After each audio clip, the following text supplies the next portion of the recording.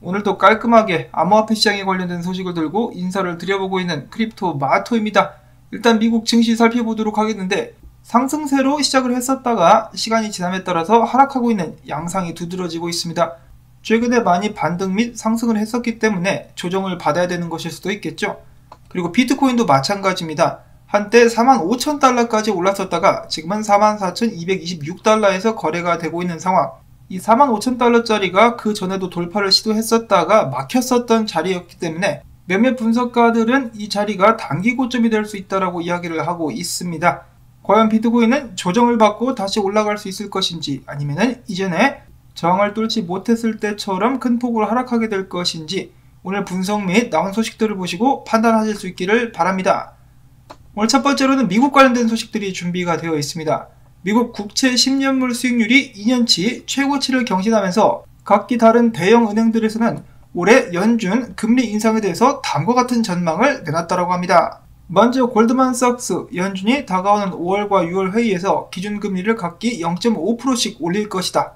뱅크 오브 아메리카 마찬가지로 다가오는 6월과 7월 회의에서 0.5%씩 각각 금리 인상을 한 후에 남은 회의에서는 0.25%씩 올릴 것이다. 시티그룹 같은 경우는 연준이 올해 0.5포인트씩 4회 그리고 0.25포인트씩 2회 금리를 대폭으로 인상할 것이다 라고 과감한 예상을 내놨었다라고 합니다. 자, 연준 총재들마다 최근에 어떤 이는 과감하게 금리를 인상해야 된다라고 이야기를 하고 어떤 이는 그래도 좀 조심해야 된다라고 이야기를 하고 있는 가운데 제롬 파웰은 어떤 결단을 내리게 될 것인지 지켜봐야 될 것 같은데요. 미국에서 또 한 가지 지금 최근에 문제로 대두되는 것 중에 하나가 바이든 대통령이 어제였었죠. 어제 기자회견에서 미국 내에서의 식량 부족은 현실이 될 것이다 라고 이야기를 하면서 많은 시민들을 불안에 떨게 만들었다라고 합니다. 어제가 아니라 그젠가? 자, 아무튼 이런 식으로 이야기를 해가지고 지금 안 그래도 물가가 올라가는데 식량 부족까지 덮친다. 그러면은 뭐 금리를 아무리 올려도 식량이 부족해버리면은 식량 가격이 떨어질 수가 없겠죠. 안 그래도 기름값이 많이 올랐다고 사람들이 난리인데 앞으로는 음식값까지 많이 올라가지고 미국 같은 경우도 시민들이 많은 이 곤란을 겪게 되지 않을까라고 계속해서 예상이 됩니다.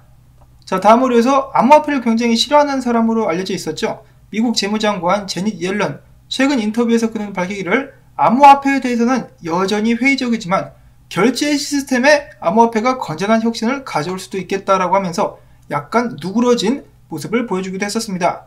그리고 그는 덧붙이기를 우리는 건전한 암호화폐 혁신이 계속되기를 바란다라고 이야기를 했다라고 하네요. 자, 구라는 아니겠지 제닛 옐런. 이 마귀 할멈이 드디어 회개를 하게 되는 것인가 기대를 한번 해보도록 하겠고요. 다음으로 또 신나는 소식이 준비가 되어 있습니다. 비트코인의 이모라 불리는 신시아 루미스 공화당 상원 의원과 이번에는 민주당 상원 의원 질리브랜드가 함께 힘을 합쳐가지고 초당파적 미국 내 친암호화폐 규제 법안이 구성되고 있다고 합니다. 해당 법안이 통과가 되게 된다면 미국의 상품선물거래위원회 CFTC의 암호화폐 규제의 권한이 강화될 것이다 라고 하네요. 그러면 SEC의 부거대가리는 좀 짜증이 날 것 같습니다. 그리고 또한 해당 법안 내에는 암호화폐 업계에 관련해서 브로커에 대한 정의를 명확하게 규정하게 될 것으로서 암호화폐 과세를 위한 보고 절차 역시 개선되게 될 것이라고 이야기를 하고 있습니다. 앞으로 수주 내 의회에 상정될 이 친암호화폐 규제 법안 꼭 미국 내에서 통과될 수 있기를 바라봅니다. 이어서 미국의 또 다른 하원 의원, 텍사스주 공화당 의원 같은 경우는 혁신가들, 즉 이 암호화폐 업계를 발전시키는 사람들을 방해하지 말고 우리는 비트코인의 번영을 도와야 된다라고 공개적으로 발언을 하기도 했었습니다. 미국 내에서 계속해서 비트코인 및 암호화폐를 지지하는 긍정적인 목소리들이 높아져 가고 있습니다. 부디 목소리들이 미국 내에서 긍정적인 암호화폐 산업을 위한 변화가 돼서 돌아올 수 있기를 바라보고요. 자, 그 다음에 유럽연합 같은 경우는 얼마 전에 비트코인 채굴 금지 법안을 냈었다가 부결이 됐었죠. 그래서 비트코인 금지 규정 없이 암호화폐 법안이 처리가 진행이 되고 있다고 합니다. 긍정적인 소식이었고요. 자, 한편 유럽에서는 굉장히 재미난 현상이 또 발생하고 있는데 최근에 거래소들이 새롭게 생기는데 이 거래소들 같은 경우는 다른 알트코인들을 전혀 취급하지 않고 오로지 비트코인 거래만 지원하고 있다고 합니다. 재밌죠? 이러한 거래소들이 한두 곳이 아닌데 여기에 언급된 거래소들만 하나, 둘, 셋, 넷, 다섯, 여섯 곳이 있다고 하는데요. 이들은 한 목소리로 이야기하기를 알트코인들은 비트코인의 본질과 존재 이유를 왜곡하는 그런 것들이다. 그렇기 때문에 우리는 그들을 거부한다라고 밝혔습니다. 이어서는 이스라엘에서 두 번째로 큰 은행이 비트코인과 이더리움 거래를 계획하고 있다고 하는데요. 이 은행의 이름은 레우미 은행이라고 합니다. 자, 물론 이 은행이 원한다라고 해서 바로 허가가 떨어지는 것은 아니라고 합니다. 일단 이스라엘 쪽에 규제 당국의 승인을 받아야만 된다라고 하는데요. 만약에 받게 된다면은 최소 금액 15달러부터 시작해가지고 고객들에게 암호화폐 비트코인과 이더리움 거래를 제공하게 될 것이라고 합니다. 다음으로는 비트코인 동향 및 분석으로 넘어가 보도록 하겠습니다. 온체인 분석가 윌리 우가 이야기합니다. 비트코인 선물 수요가 작년 11월 3일 이후 처음 강세를 보이고 있으며 현물 같은 경우도 계속해서 수요가 증가하고 있다. 시장이 완전히 리셋됐다. 비트코인의 펀더멘털은 강력하며 주식시장과 디커플링은 지속될 것이라고 긍정적인 분석을 남겼습니다.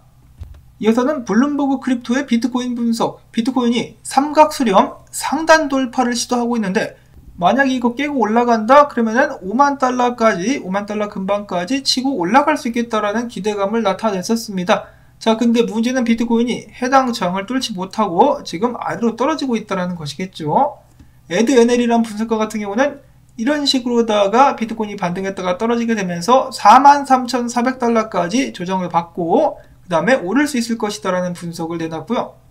자, 그 반면에 네브라스칸 구너 분석가는 이야기하기를 4시간 봉에서 완벽하게 저항에 맞고 거절되는 모습이 나왔다.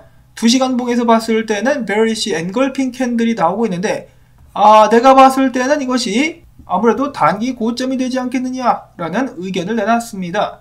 이어서 이 로만이라는 분석가도 이야기를 해주기를 자, 저항 근처에서 볼륨이 많이 떨어졌다. 거래량이 많이 떨어졌기 때문에 과거에 이런 식으로다가 저항 맞고 떨어졌을 때 엄청나게 하락했었던 이력이 있기 때문에 좀 조심해야 될 필요가 있겠다라고 이야기를 했습니다.